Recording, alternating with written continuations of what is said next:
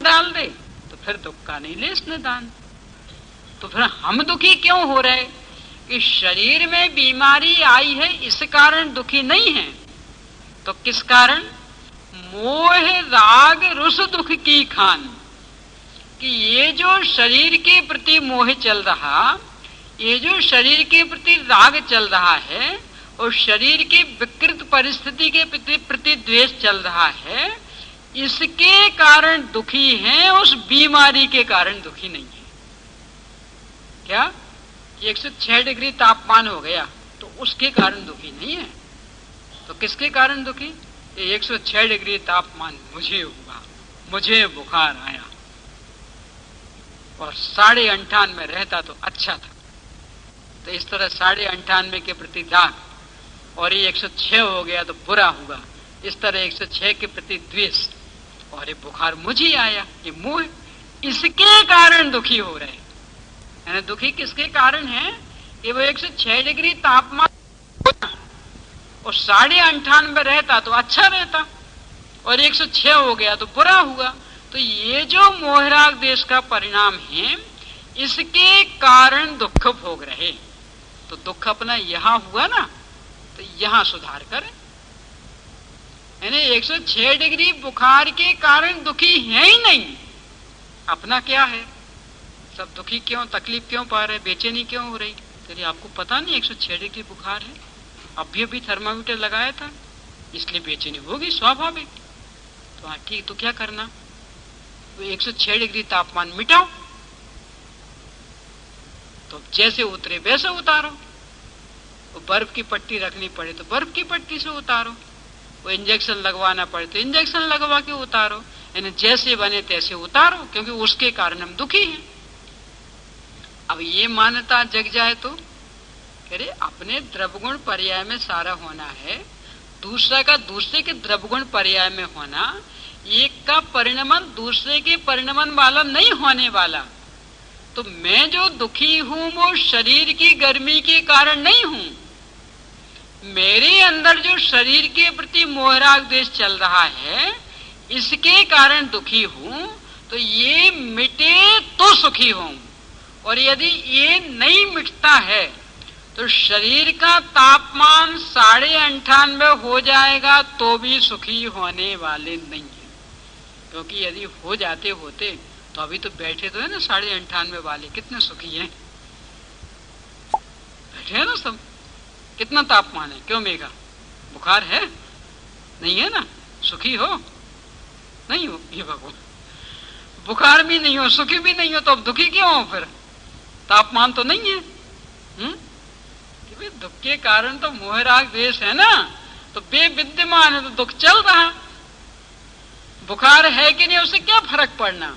तो ये यदि अपन निर्णय करेंगे कि अपनी ही पर्यायों में जो विकृति चल रही है उसके कारण पर्याय दुखी हैं, अन्य की पर्यायों की विकृति के कारण अन्य की पर्याय को कोई भी कष्ट नहीं होता है।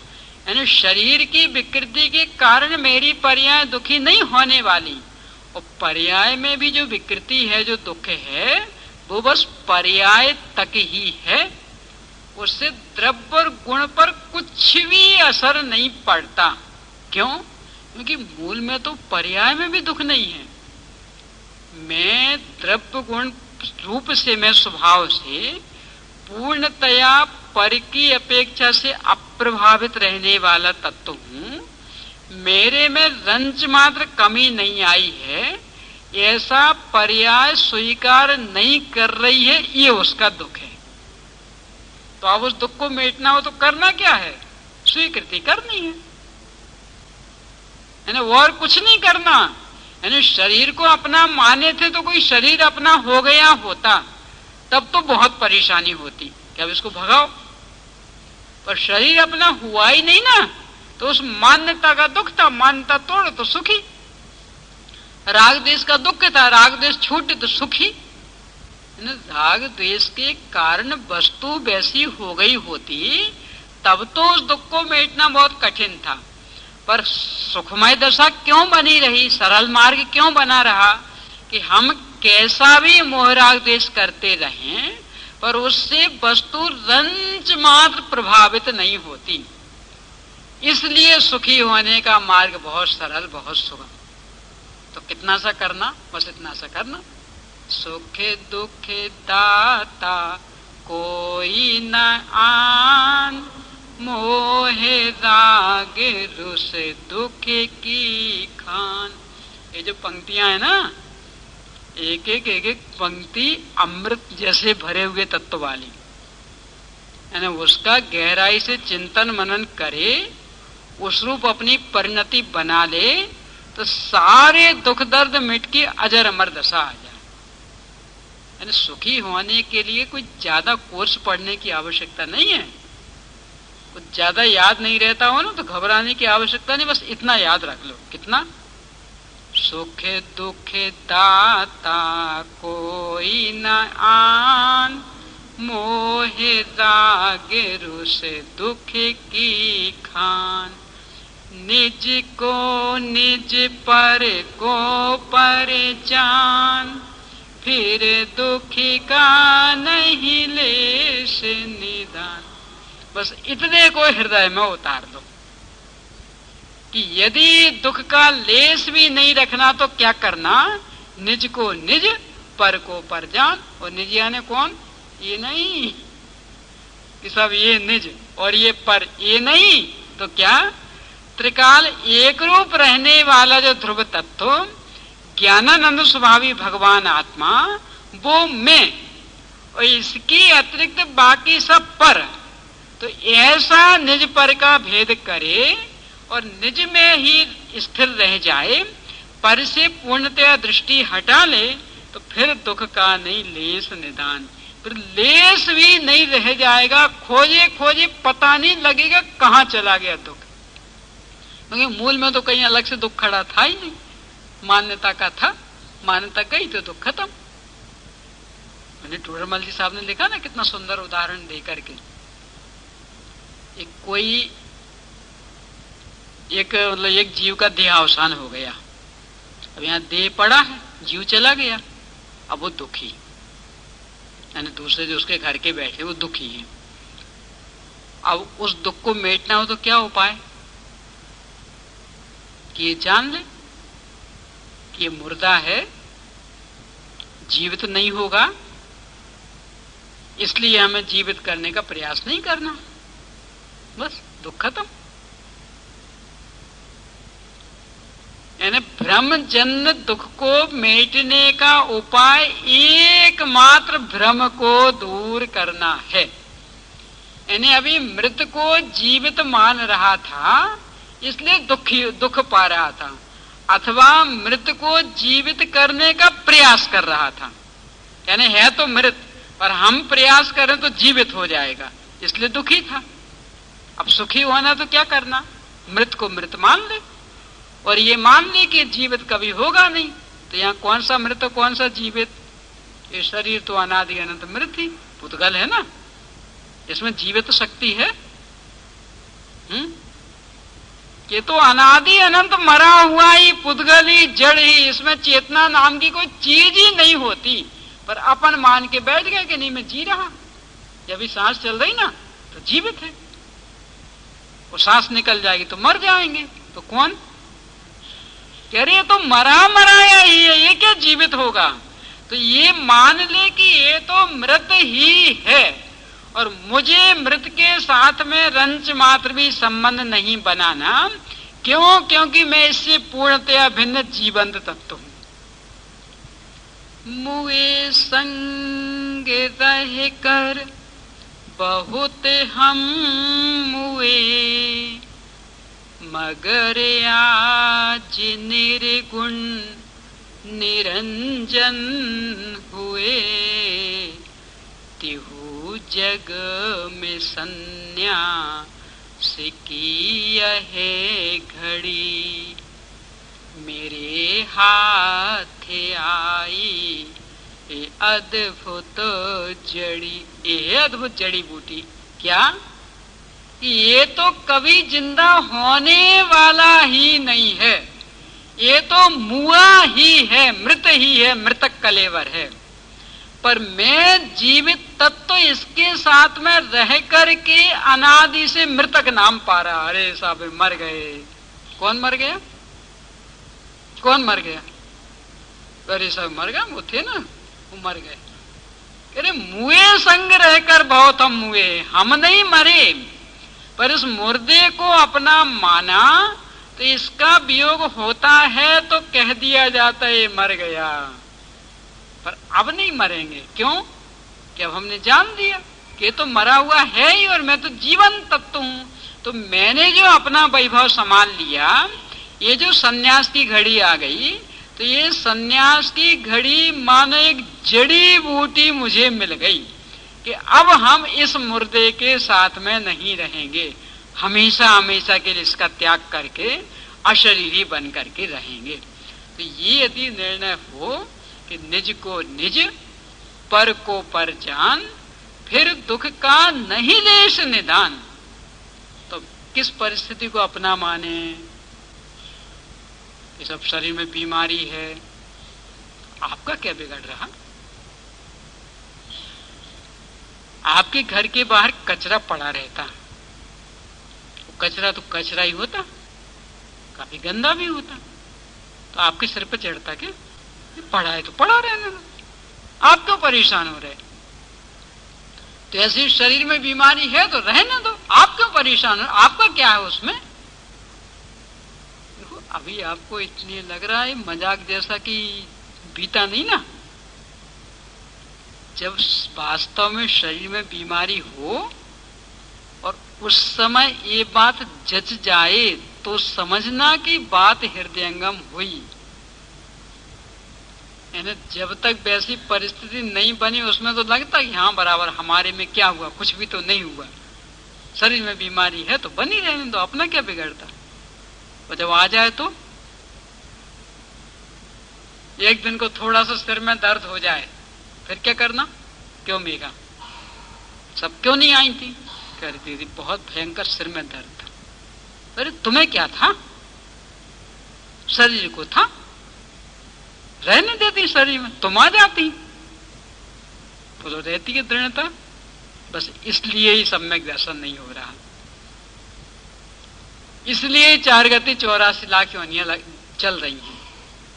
कहने बातें कोरी शास्त्र की तो रह जाती, पर वास्तव में मैं शरीर से पूर्णतया भिन्न हूं, शरीर की कोई भी विकृति मुझे छूती भी नहीं है, निज निज है, पर है, ये बात प्रयोगात्मक स्तर पर जीवन में नहीं उतर पाती। और इसलिए जब भी कोई शरीर में विकृति होती और लगता मेरे में ही विकृति हुई, तो जब मेरे में विकृति है तो अब मैं आत्मा में लीन कैसे हो सकता? अब मैं इससे अछूता कैसे रह सकता? और इसलिए बेचैन हो जाती। इसलिए छोटी छोटी सी शरीर की विकृति अपने को धर्म मार्ग से हटा देती 1 सेकंड में। पड़े रहो, फिर न स्वाध्याय न चिंतन न मनन न कुछ न कुछ। बीमार है ना, तबीयत खराब है ना, तो कैसे हम करें? अरे किसकी तबीयत खराब है? किसकी तबीयत खराब? बोली आपकी है, पुद्गल की। आप कौन है? तो आप क्यों परेशान हो रहे थे? बस वो आ गया फिर लौट के।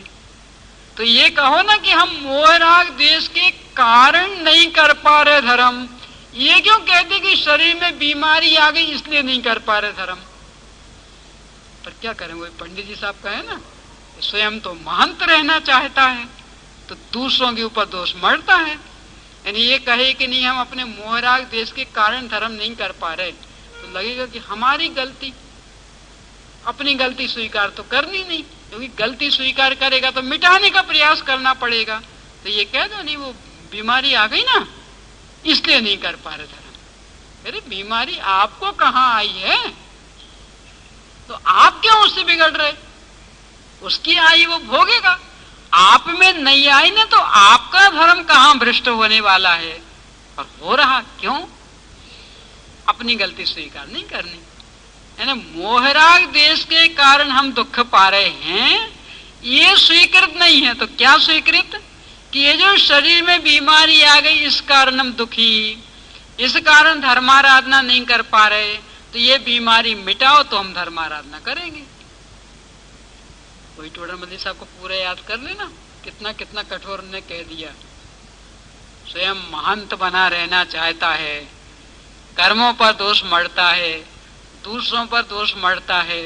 जिनेंद्र भगवान की आज्ञा माने तो ऐसी अनीति संभव नहीं, तो झूठ बोलता है, बहाने बनाता है, देखा सीखी मोक्ष को अच्छा कहता है। कितना कितना कितना कितना कह डाला। यानी यदि वास्तव में रुचि होती तो ऐसा बहाना क्यों बनाता? लोक में तो नहीं बनाते। लोक में यदि घाटा हो जाए दुकान में, क्या कहते? क्यों हो गया घाटा? किसका दोष देखेंगे? वहां अपने ने कहा सावधानी नहीं रखी, ग्राहकों को माल तो देते गए, पर कितने का आया, कितने में देना, ये कुछ विवेक नहीं रखा, इसलिए घाटा हो गया। तो अपनी गलती ढूंढता है ना उसमें, वो धर्म के क्षेत्र में, या उस पुद्गल की गलती ढूंढता। सब मंदिर क्यों नहीं आए? सब आपको पता नहीं है, बुखार हो गया ना, इसलिए मंदिर नहीं आए। तो यहाँ पुद्गल की गलती ढूंढता। तो कब आओगे मंदिर? कि जब बुखार नहीं होगा तब।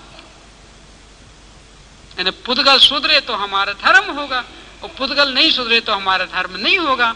और व्यापार में अपनी गलती ढूंढेंगे और वो सुधारने का प्रयास करेंगे।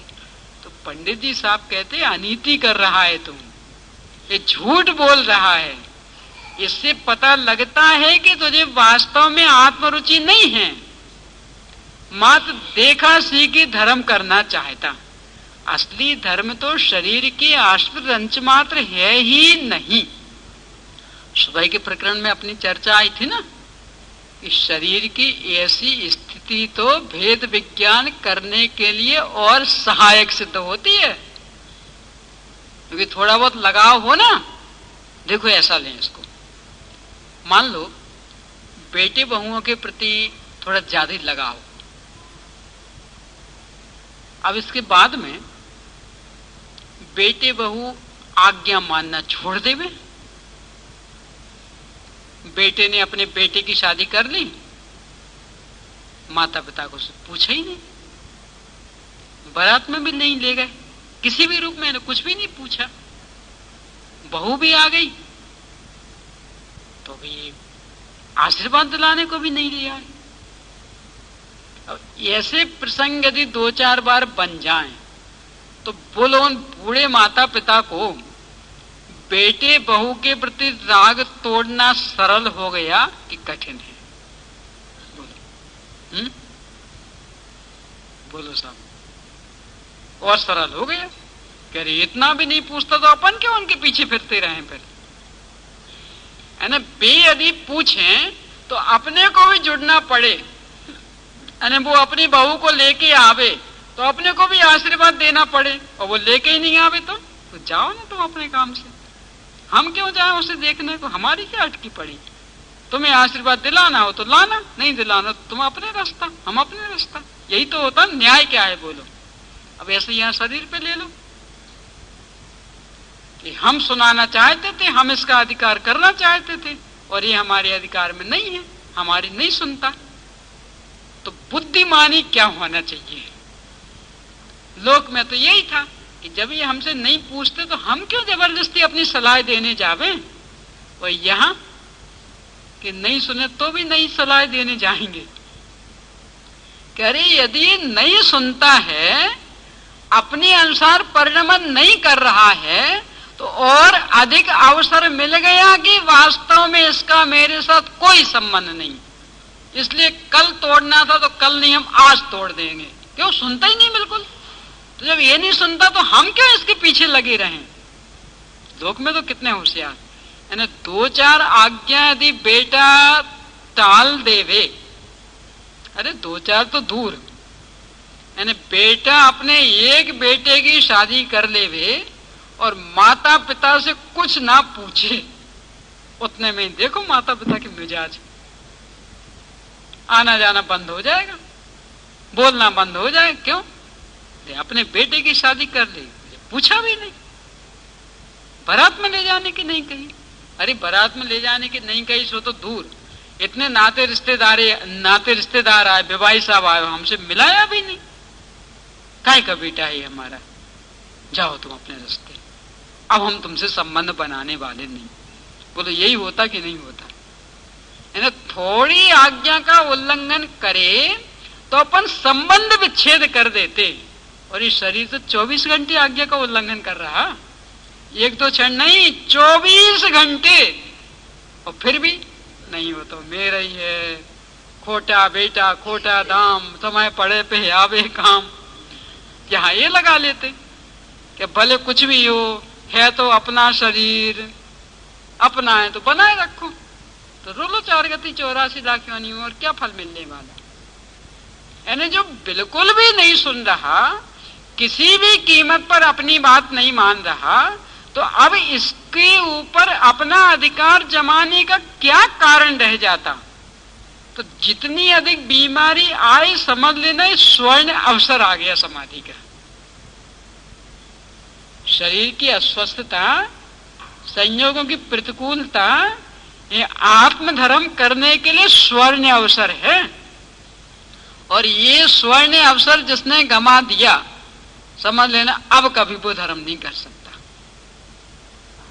क्यों? क्योंकि बाकी समय तो शरीर लग रहा था कि हमारे हिसाब से चल रहा, यानी अपन चाहते स्वस्थ रहे, और बराबर अभी स्वस्थ है, तो क्या भ्रम हो जाता? हम बराबर मेंटेन करके रखते हैं ना, बराबर देखो समय पर भोजन, समय पर पानी, समय पर उठना, समय पर सोना, इसलिए स्वस्थ है। थोड़ा सा घमंड भी आ सकता, करते तो बुद्धि भी रह सकती। अब ये सब 24 घंटे हम व्यवस्थित करें और ये 24 घंटे उल्टा चले, यानी ज्यों ज्यों इसे संभालने का प्रयास करें त्यों त्यों इसका उल्टा परिणमन हो। यानी बीमारी मिटाने के लिए दवा खाएं, जैसे सर्दी जुकाम हो गया हो, अब सर्दी जुकाम मिटाने के लिए काली मिर्च की उकाली लें और सर्दी जुकाम और बढ़ता जाए, तो क्या होगा? काय को लेना, क्या फायदा? फिर यही तो भाव आएगा ना। तो यानी इसको संभालने के लिए प्रयास करें और ये उल्टा और बिगड़ता जाए, तो बुद्धिमान व्यक्ति तो ये करता है कि अब हमें इसे करना ही नहीं, संभालना ही नहीं, जाओ इसका मेरे साथ कोई नाता नहीं, निज को निज पर को पर जान, जा इसका जो इसका होना हो।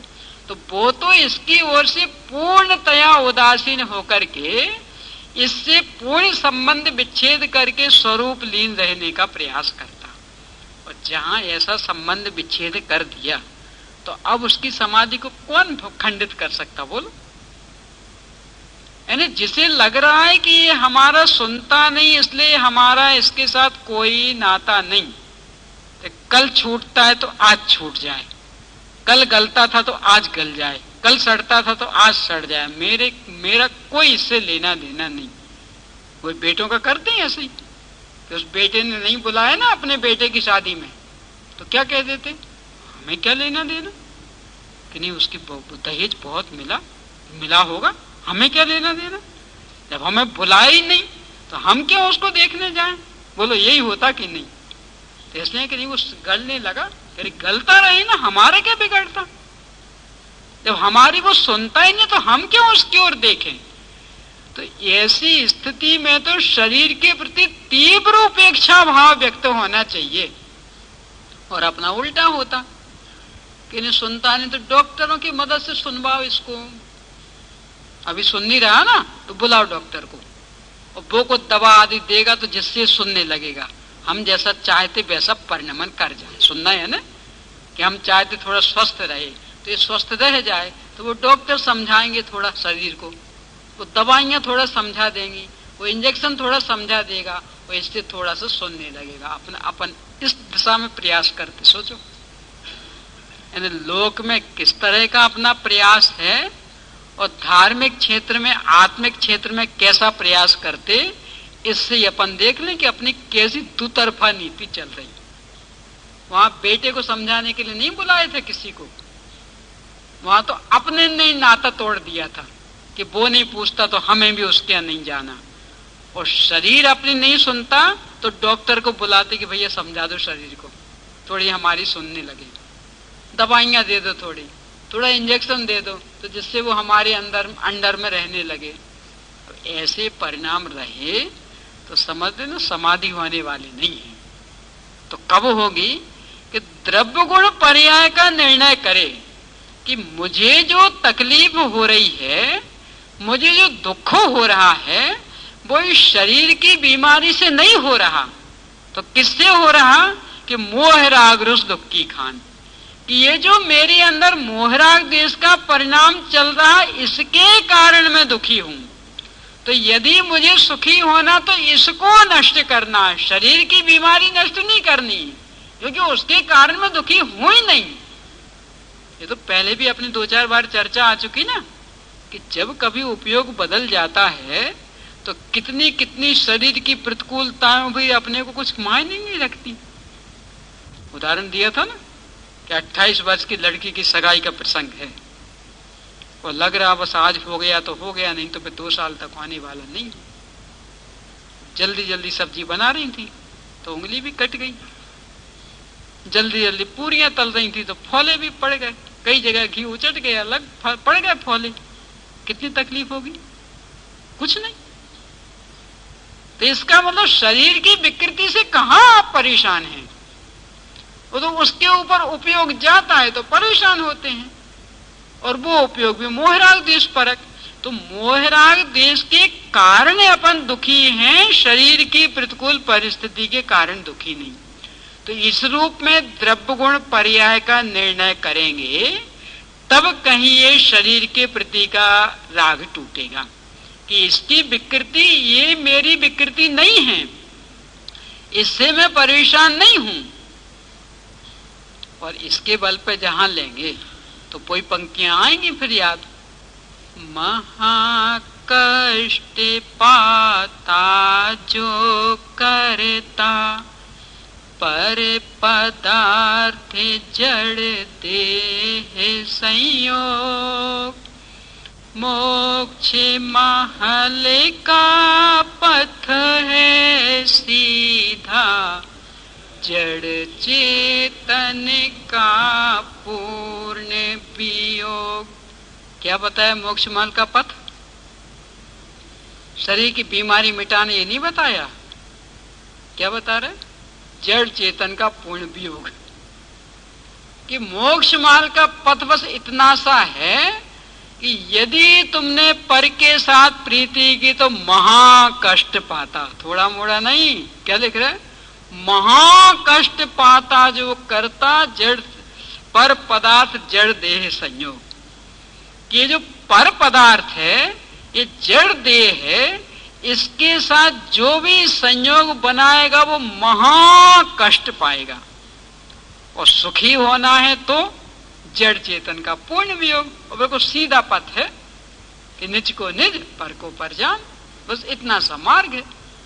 यानी अंत तो गत्वा अपनाना तो ये ही पड़ेगा कि शरीर आदि पर पदार्थ चूंकि भिन्न द्रव्य हैं, उनके गुण भिन्न हैं, उनकी पर्याय भिन्न हैं, इस कारण वे मेरे सुख दुख के रंच मात्र कारण नहीं है। यदि मेरी पर्याय में कोई दुख चल रहा तो वो मेरे ही मोहराग देश के कारण, अन्य शरीर आदि की विकृति के कारण नहीं। ऐसा वस्तु स्वरूप का विचार करेगा तो ये शरीर के प्रति आसक्ति कम होगी। तो इस तरह से अभी और आएगा, कल अपन चर्चा करेंगे कि विश्व व्यवस्था में भी पूरा यानी द्रव्य गुण पर्याय का भी, चार अभाव का भी, षटकारक व्यवस्था का भी, इनका जितनी दृढ़ता से अपन बारंबार विचार करेंगे, समझ लेना संयोगों से और शरीर से उतनी शीघ्र उदासीनता आ जाएगी। और उदासीनता जहां आई, अनासक्त भाव जगा, तो कोई भी परिस्थिति बने हर एक में समता भाव रहेगा, समाधि की साधना होगी। हो गया समय।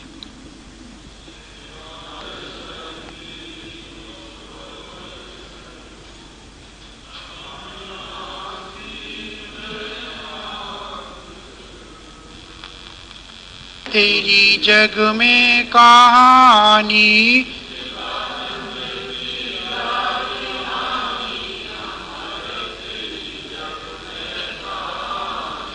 उत्पाद व्यय और द्रव्य स्वरूप,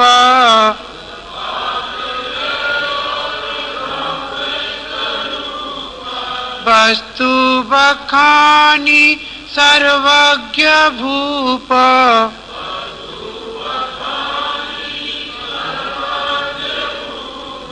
साधुवाद तेरी निशानी अमर तेरी जग में कहानी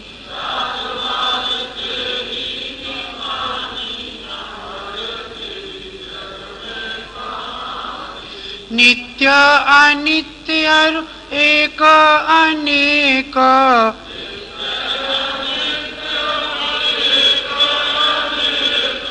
वस्तु कथंचित भेद अभेद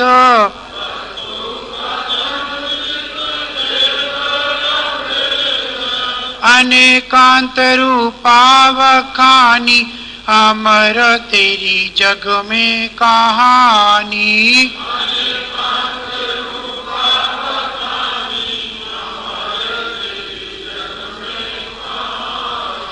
भाव शुभाशुभ बंध स्वरूप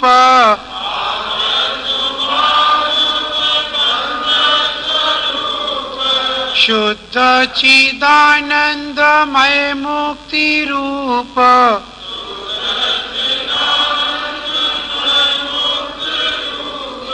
मार्ग दिखाती है वाणी अमर तेरी जग में कहानी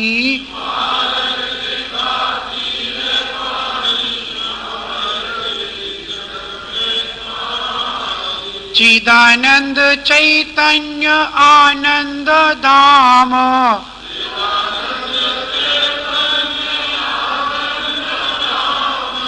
ज्ञान स्वभावी निजातम राम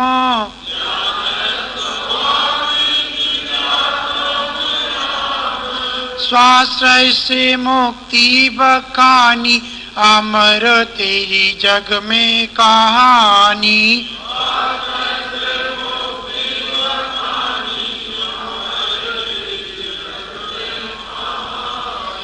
धन्य धन्य वीतरागवाणी अमर तेरी जग में कहानी